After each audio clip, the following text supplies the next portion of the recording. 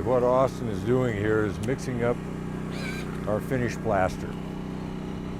This is NHL 5. This is their highest dollar model, which is what we use for the finished exterior. It's NHL natural hydraulic lime from France.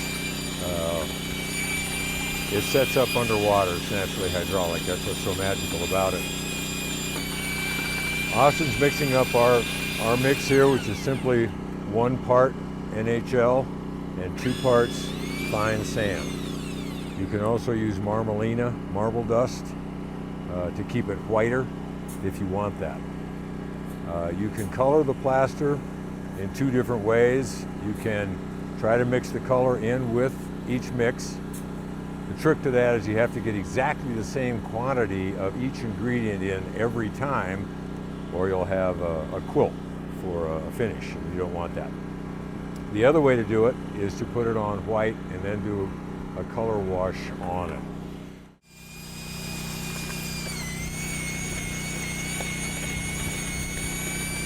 The thickness of the plaster is real important. If it's too thick, we call it gorilla mud, and it's really hard to put on, and it sets up real fast. If it's too thin, you can't hold it on your hawk. It'll just slide off. So you need to get just the right consistency to get the even texture and coat without wearing out the arms of the plaster. What Austin's doing here is checking his texture and thickness by seeing if it'll stick to his fingers when he turns them over. And it will. A little more sand. It's a little too thin, so a little bit of sand.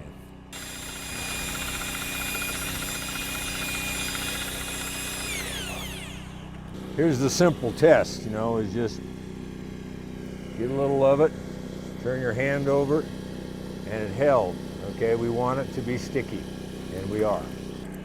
All right, first thing I'm going to do before we put the finish coat on this base coat, by the way, the base coat is clay, sand, and lime as well.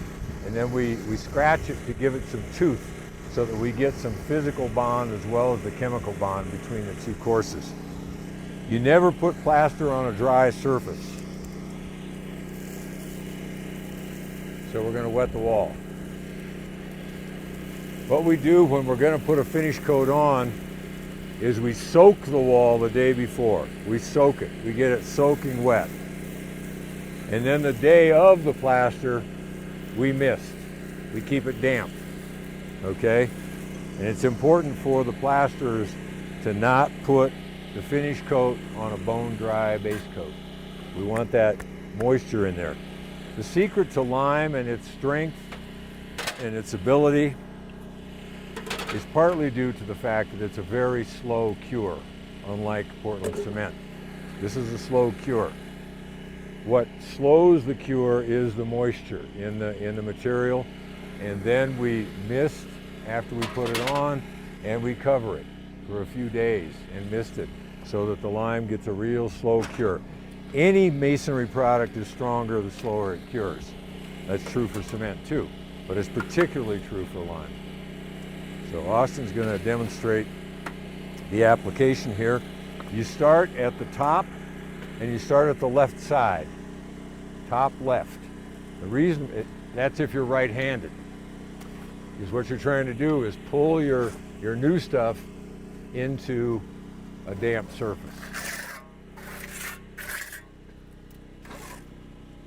Also, starting at the top prevents, if you start at the bottom, then the stuff at the top is going to drip down on your finished product. You don't want that.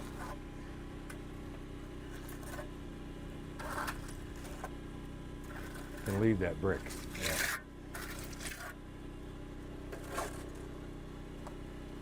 Now it looks pretty gray right now, but it's going to be the same color as this side over here when it dries. It's off-white.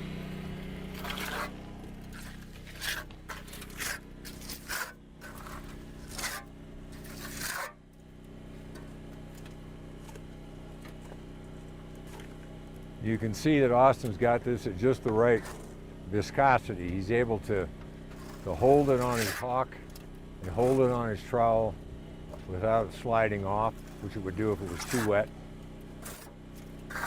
And he's able to spread it pretty easily because it's not too dry. It's not Gorilla Mud.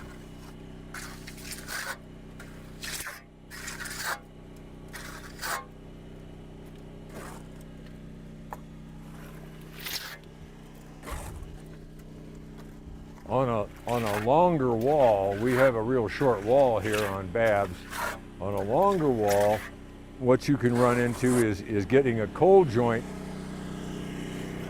at the horizontal divider. So what we try to do when we're on a longer wall is we have one guy up on the scaffolding starting on the top, and then there's a guy below him. When he moves that way, then he's doing the bottom and getting right into that joint before it gets too dry.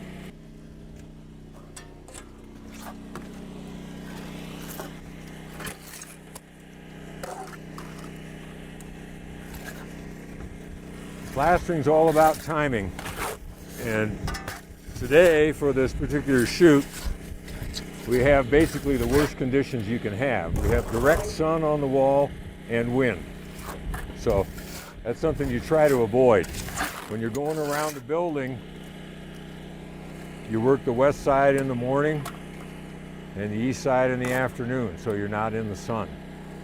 And you also drape your wall when you get done.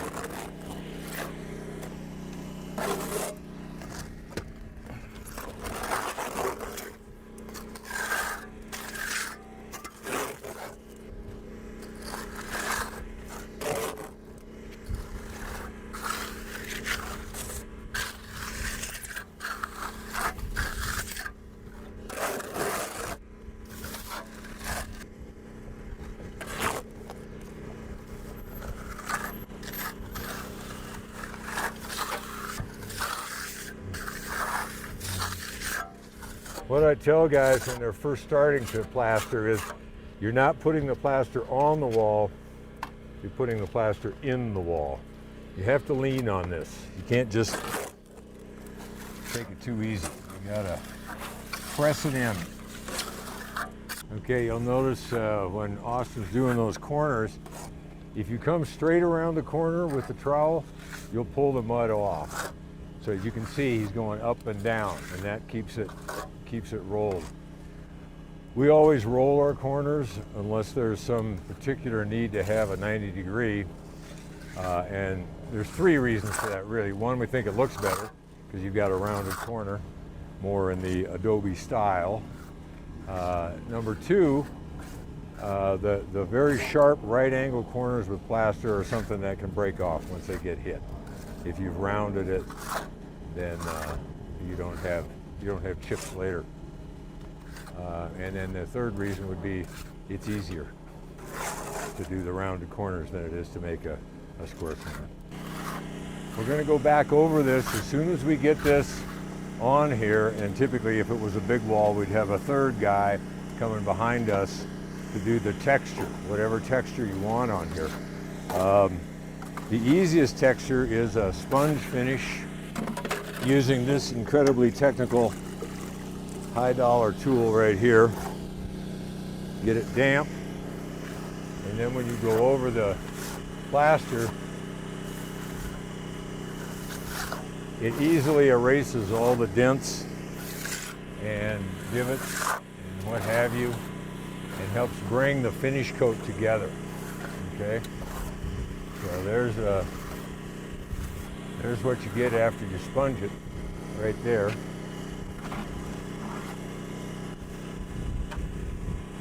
And that looks just fine. It'll look like this when it's dry. Again, it looks gray now, but it's gonna be white when it's over. And there's the sponge finish. Then if you want texture on it, so we'll texture a little bit right here.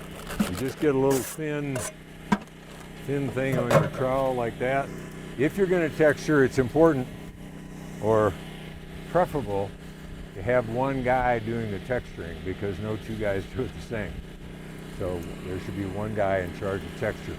Advantages of texture are that you seem to see less cracking in the long run. And maybe that's because when the rain washes down the wall, when it hits the texture, it breaks it up a little bit instead of having a smooth surface that gets soaked.